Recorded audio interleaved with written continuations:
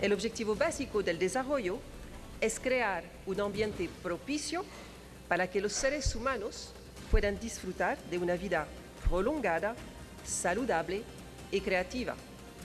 Y además había otra parte muy interesante que decía, esta puede parecer una verdad obvia. No obstante, se olvida debido a una preocupación inmediata de acumular bienes de consumo y riqueza financiera. Estas palabras fueron escritas hace más de 2 décadas y es increíble cuando pensamos cómo tienen vigencia hoy.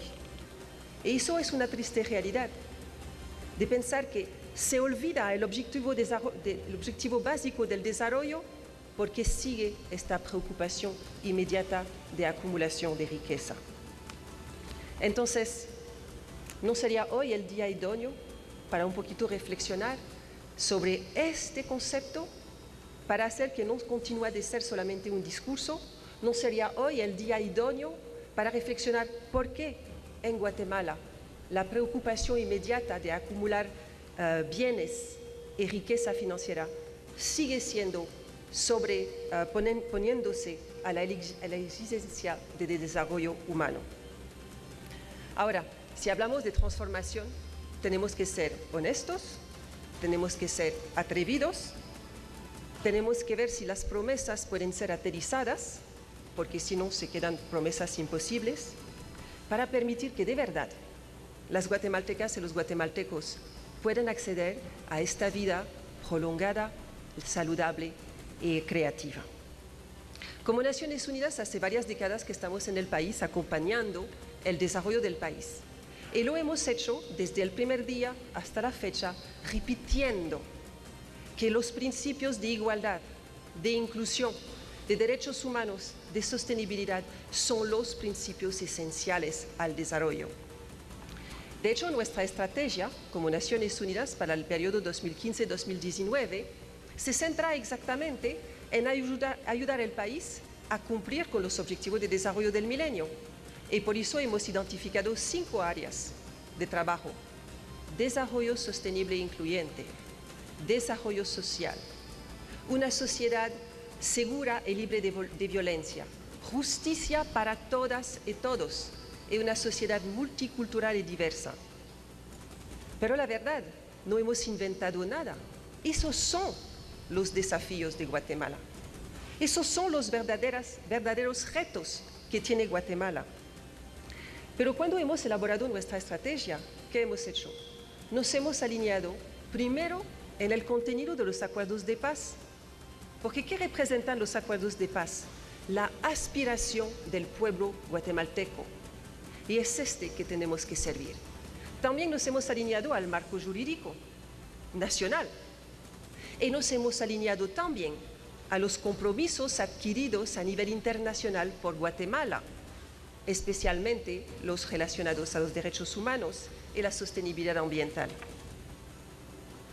Hoy los partidos políticos nos van a presentar sus planes de gobierno, sus propias estrategias. Ahora, estas estrategias van a variar de un partido al otro, es normal. Si comparamos un partido con otro, vamos a ver que las estrategias pueden ser diferentes.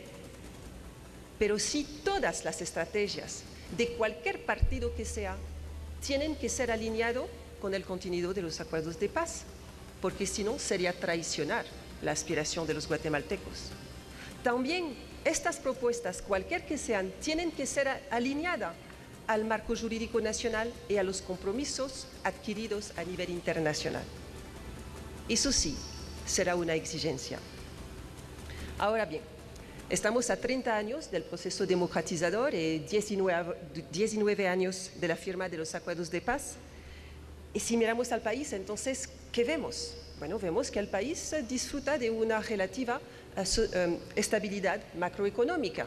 También hemos visto progresos, hay muchas instituciones que han mejorado. Hay unos también indicadores sociales que han mejorado. Hay muchos avances en la verdad, no podemos decir que no hay. Pero lo más preocupante es que persisten hoy las mismas causas que han generado el conflicto hace 50 años. Y además, se ha añadido otras amenazas a la gobernabilidad democrática y al desarrollo humano. Eso sí, es un desafío grande. Cuando digo eso, me apoyo en una serie de esas estadísticas y de datos que me permiten de decir que lo que estoy diciendo no es una impresión mía, es una realidad del país. Por ejemplo, si miramos el índice de desarrollo humano, si lo comparamos el de hoy a el de 1980, vemos que ha mejorado de un 35%. ¡Qué bien! ¡Bravo! Pero eso se hizo a un ritmo que es uno de los más lentos de Centroamérica. Y a pesar de estos 35%, no se puede sacar a Guatemala del último peldaño en relación a la escala hispanoamericana. Además, este índice de desarrollo humano pierde 33% a causa de la desigualdad, lo que neutraliza cualquier esfuerzo que se ha hecho en materia de educación y de salud.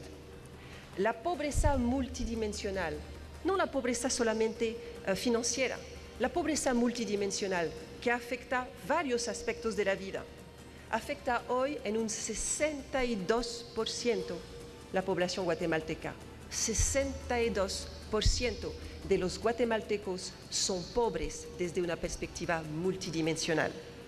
Y esta cifra sube a 80% si la desagregamos en relación a la población indígena y no indígena. El sector formal de la economía apenas logra incorporar una tercera parte de la fuerza laboral, excluyendo de manera casi sistemática a los jóvenes, a las mujeres y a los pueblos indígenas. De ellos, los jóvenes, las mujeres y los pueblos indígenas, son los que encuentran de manera constante barreras para entrar en el mercado laboral con garantías sociales. Por otro lado, la desnutrición crónica afecta 48% de la niñez. Eso es inadmisible en un país tan fértil como Guatemala y en un país donde una gran parte del territorio es dedicado a producir alimentos. La desnutrición, de hecho, no es una falta de alimentos aquí en Guatemala, es la falta de acceso a estos alimentos. Eso también es muy interesante de ver cómo es posible todo lo que yo indico, sabiendo que en Guatemala 70% de la población tiene menos de 30 años, que hay un bono demográfico que muchos países en otras regiones del mundo soñan de tener, porque con un tal bono demográfico se puede hacer maravillas. Todas estas causas que yo acabé de mencionar crean un otro problema grande, que es esta migración alta de los guatemaltecos hacia los centros urbanos, hacia los otros países de la región. Si bien eso genera recursos, lo sabemos, eso también debilita el tejido social de Guatemala. Ustedes saben que el primer producto de exportación de Guatemala es su gente.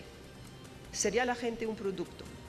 Hay más de 1.5 millones de guatemaltecos fuera de Guatemala. ¿Y qué pasa entonces?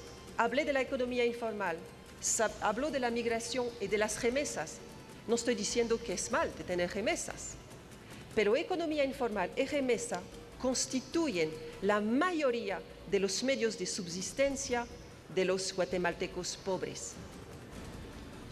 Esas no son las rutas del desarrollo. Eso no es pensar en la gente. Si agregamos a eso la disminución y la degradación sostenida de los recursos naturales, causada por varias razones, entre otras la pérdida de la cobertura forestal, el uso inadecuado de los recursos hídricos, la sobreutilización de los suelos, especialmente con el monocultivo, la intensificación de la extracción de minerales de los subsuelos, y todo eso en ausencia de controles efectivos por los entes reguladores, estamos frente a una situación muy grave. De hecho, esos factores, añadido a la vulnerabilidad ambiental a la cual es expuesta Guatemala debido a su ubicación, hace que Guatemala es uno de los 10 países de más alto riesgo a nivel mundial. Uno de los 10. Hay más de 193 países en el mundo miembros de Naciones Unidas y 200 en total. Durante los últimos 12 años,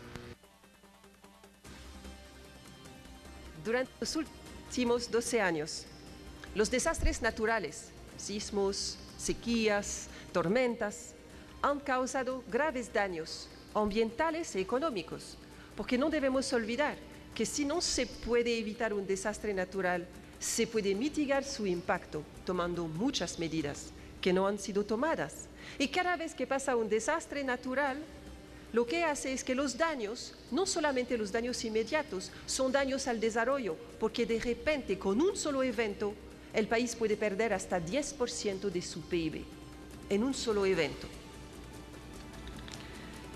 ¿Y qué vemos?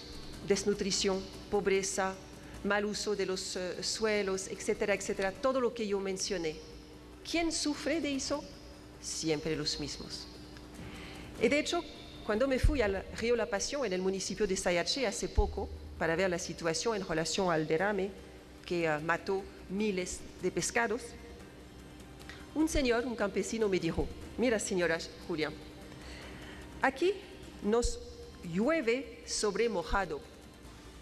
Y si no pasa eso, igual nos lleva el río. Honestamente, yo no entendí esta oración al inicio. Pero cuando me lo explicaron, honestamente me llegó al corazón. Porque ¿qué quiere decir? Que cualquier que sea la crisis, una crisis de alimentos, una crisis financiera, un desastre natural, cualquier que sea el problema, son siempre los mismos que sufren. Son siempre los mismos que pagan la factura de estas crisis. ¿Y por qué eso? Según el Banco Mundial, que ha hecho un estudio mirando la situación de 186 países en el mundo, casi todos. Según este estudio, Guatemala está en el puesto 186 en relación a la recaudación de ingresos públicos. Quiere decir el último puesto. Y Guatemala está también en el puesto 186, el último, cuando hablamos de inversión social. Pues Guatemala invierte todo junto 8% de su PIB en lo social, incluyendo educación, salud, otros servicios sociales. 8%. Es el más bajo de 186 países. Y sin recursos no hay capacidad de inversión social. No es posible tener una visión de desarrollo incluyente si no se invierte en lo social. De hecho, los últimos estudios que ha hecho el PNUD en relación al desarrollo humano, midiendo la pobreza, pero también el progreso, porque hay que verlo también del otro lado de la moneda. Lo que vemos es que para que la gente pueda salir de la pobreza, para entrar en una zona que no es tampoco una zona de gran confort, pero que es clase media baja, que se queda muy vulnerable al desarrollo. Para que las personas salgan de la pobreza, hay múltiples factores, y estos factores pueden variar de un país al otro. Pero para que las personas caen en la pobreza, los factores son universalmente los mismos. La falta de acceso a la educación y a la salud, la ausencia de servicios sociales. Entonces, ya que vamos a escuchar los partidos políticos, quiero decir que si hay un partido político que pretende desarrollar el país sin recaudar más fondos, les está proponiendo una utopía digna de los autores de ficción.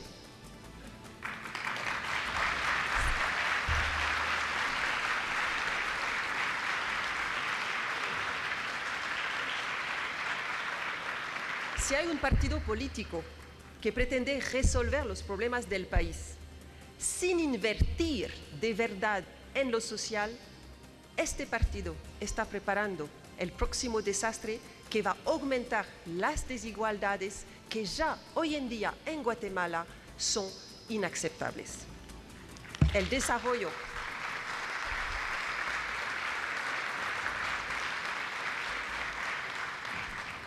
El desarrollo se hace con la gente y por la gente y de ninguna otra manera. Ahora falta mucho. También falta mucho en Guatemala para acabar con la corrupción y la impunidad. En el ámbito político, por ejemplo, se ha demostrado que el sistema electoral, que los partidos políticos están penetrados por recursos ilícitos, por el tráfico de influencia, que el Estado está corrompido. Una vez más, cuando consideramos todos estos temas, encontramos que la niñez, los jóvenes, las mujeres, los pueblos indígenas son los que sufren de esta situación y son los que siempre están excluidos y discriminados. Ahora es el momento de visualizar una sociedad de verdad en transformación, con mayores y mejores niveles de desarrollo para todas y todos. Pero para lograr esta transformación, honestamente, hay que actualizarse. Guatemala tiene que actualizarse, porque parece que Guatemala sigue viviendo como hace 30 años. Y una vez más, no lo digo porque es mi interpretación. Les voy a dar los elementos que comprueban lo que estoy diciendo, que Guatemala está viviendo como hace 30 años. Hemos tomado los conceptos de desarrollo del año 1984 y los conceptos de desarrollo, porque no solamente Guatemala puede ser equivocado, de hecho hay otros países, infelizmente. Y entonces hemos contrastado estas visiones y es interesante de ver que el mundo ha evolucionado. Desde 1984, obviamente, hemos evolucionado. Entonces, ¿qué se creía en 1984? Por ejemplo, se decía a nivel mundial, y Naciones Unidas también lo ha dicho, que las sociedades tradicionales y agrarias eran subdesarrolladas y que se debía industrializarlas. Eso era la creencia de 1984. Ahora sabemos que no es así. Sabemos que la riqueza está en la diversidad. Sabemos que es gracias a esta diversidad que se puede alcanzar el desarrollo, no haciendo que todas las sociedades sean las mismas. ¿Dónde está Guatemala? ¿Cómo vive Guatemala? En la base de la cual de estos dos conceptos. En 1984, y tampoco hablo de un tiempo pasado de los antepasados, yo hablo de apenas 30 años. Se pensaba que existían oportunidades ilimitadas de convertir recursos naturales en bienes y servicios. Sí, señores, se pensaba que había posibilidades ilimitadas de convertir los recursos naturales en bienes. Hoy sabemos, el concepto de hoy es que los recursos naturales no son ilimitados y que por ende es grave, es un error grande de pensar que se puede tomar todos y transformarles. ¿Dónde se ubica Guatemala? ¿Cuál es la visión que prevalece en Guatemala? También en 1984 se propagaba que no existen límites para el crecimiento de las economías y que no se debe interferir con el mercado. Así se pensaba. ¿Y qué sabemos de hoy? Hoy sabemos que eso no es verdad. Hoy sabemos, el concepto de hoy es que se debe regular los mercados, el crecimiento, que es necesario de regular los patrones de producción y de consumo para no entrar en un abuso. Una vez más, ¿dónde se ubica Guatemala? En 1984 también se decía con mucha facilidad que el ser humano es el más importante de toda la creación, que está por arriba de todo y que solamente sobreviven los más fuertes. Error. Hoy lo sabemos. Hoy los conceptos lo dicen de manera muy clara. El ser humano es una de las especies y el mundo puede vivir solamente si hay armonía y respeto entre todas las especies, incluyendo la madre tierra.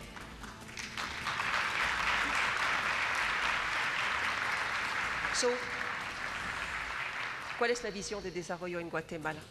¿La cual de estas dos está prevaleciendo hoy en día? en Guatemala. Entonces, de verdad, hay que actualizar Guatemala. Guatemala no puede continuar de vivir como si fuéramos en 1984. Basta de esta visión del pasado. Ya sabemos que no es válido. Pero quisiera agradecer una última. Nosotros, Naciones Unidas, hemos abogado durante años sobre la necesidad de erradicar la pobreza extrema. Y de hecho, era necesario de hacerlo. Y ha habido progresos hechos. Y desde los años 80, 90, especialmente cuando desarrollamos el concepto de desarrollo humano, tal como lo expliqué al inicio, hemos hecho todos los Estados miembros de Naciones Unidas muchos esfuerzos para erradicar la pobreza extrema. Eso era necesario. Pero mientras tanto, lo que se ha aumentado es esta segunda parte de la oración que les leí al inicio, esta preocupación constante de acumular bienes y riqueza financiera. Y lo que vemos hoy es que se ha creado un otro problema grande en los países, que se llama la riqueza extrema. Y eso también hay que erradicarlo, porque no hay riqueza que se hace sin hacerse al costo de los más pobres.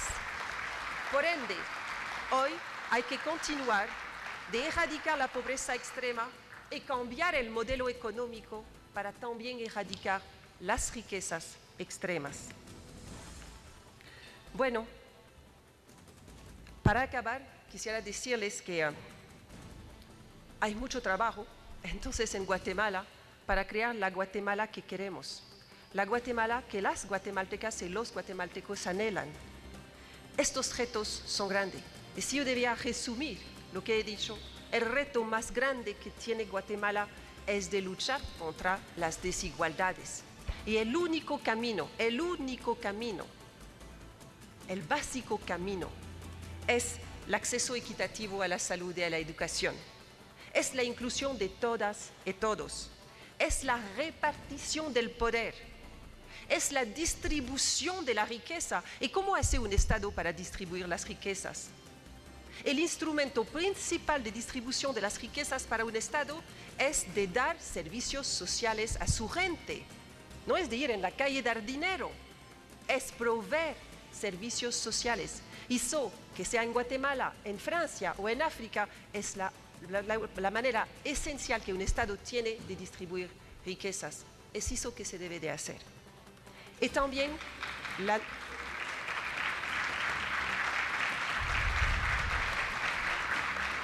quisiera agregar también que un otro elemento importante para lograr el desarrollo es la no perpetuación de un sistema racista y machista.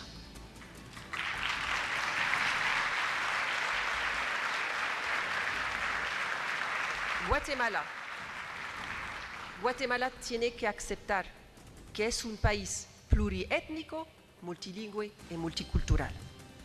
Entonces, vamos a tener muchos foros, discusiones con los partidos políticos.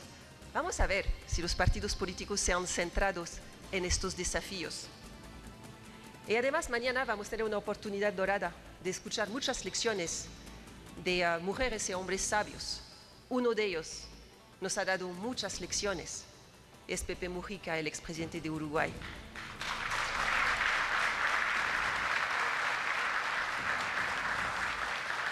Y él nos ha enseñado una cosa esencial que todos debemos practicar, que es la humildad. ¿Qué ha demostrado el presidente Pepe Mujica? Que uno puede ser presidente de un Estado sin ser súper ricos. Y eso sí es una lección grande. Ahora, el día de hoy es muy propicio para tener esta reflexión, porque según el calendario maya, hoy es el día 11 Toj, lo que significa pago, ofrenda y agradecimiento, es decir, el día para enmendar algún error. Entonces es el momento un poquito de salir de las ideas, de sacudir los principios establecidos como una verdad que son completamente equivocados. Es el momento de verdaderamente mirar las propuestas para sacar este país adelante para todos y todas, todos iguales y todos humanos. Muchísimas gracias.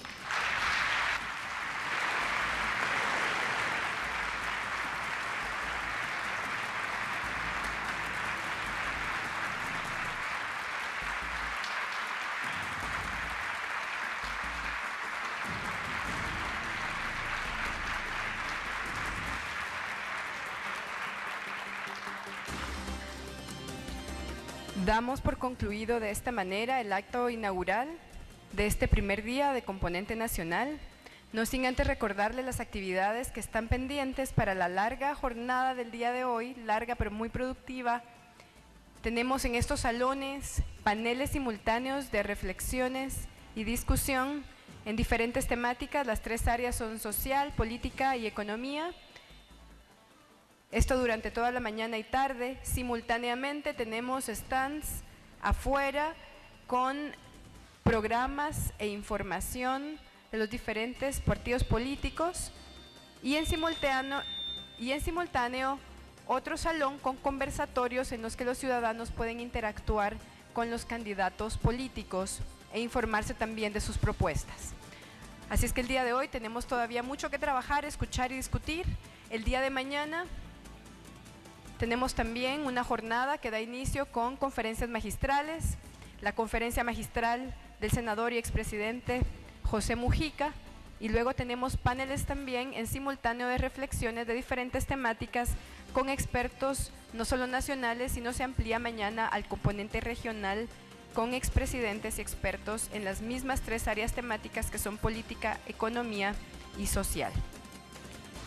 Al final de la tarde del día de mañana tendremos también un par de conferencias magistrales y cerraremos con broche de oro con la presentación del libro nuevamente con el expresidente y senador José Mujica. Así es que los invitamos a continuar en los diferentes salones y por favor estén atentos también de las redes sociales y la transmisión en vivo. En las redes sociales el hashtag que estamos utilizando es FRE15. Muchas gracias y continuamos con la jornada.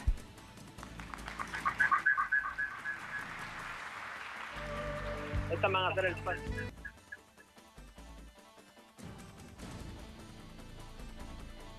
Bien, de esta manera es como ha finalizado la inauguración precisamente de este sexto foro regional de Esquipulas a 30 años de democracia, desarrollo e integración, avances y desafíos en la transformación política, económica y social de Guatemala.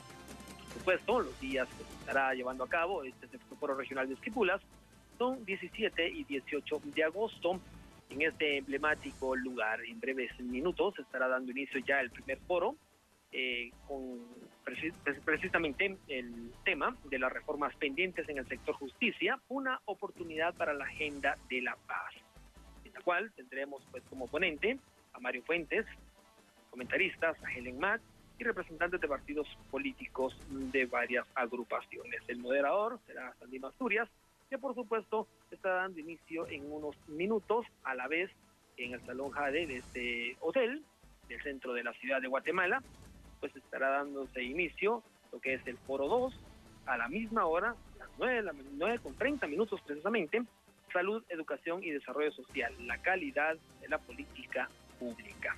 Es de esta manera, nosotros pues hemos llevado hasta sus hogares a través de TN23 y la televisión guatemalteca, gracias al equipo de producción y técnicos que nos acompañan esta mañana, la inauguración del sexto foro regional de Esquipulas a 30 años de democracia, desarrollo e integración. Hacemos una breve pausa, ya volvemos con ustedes con nuestra programación.